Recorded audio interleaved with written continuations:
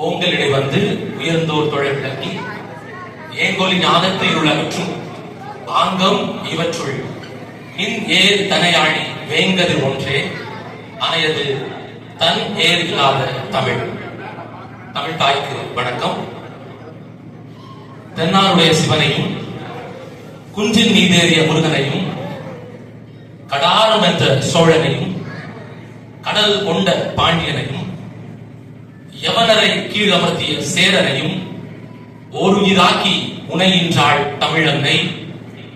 பல்வெட்டி துறையில் பிறந்து உலக தமிழர்கள் ஒவ்வொருவரின் உயிரணுக்களில் நிறைந்திருக்கின்ற தமிழ் தேசிய தலைவா, நீ பிறந்த திசை நோக்கி வணங்குகின்றேன்.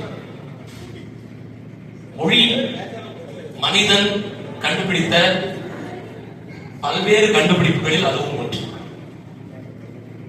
ஒத்த மொழியை பேசுபவர்கள் இனமானார்கள், ஒரு குழுவாக இருந்தவர்கள் இனமானார்கள், அவர்கள் தேசிய மனமானார்கள்.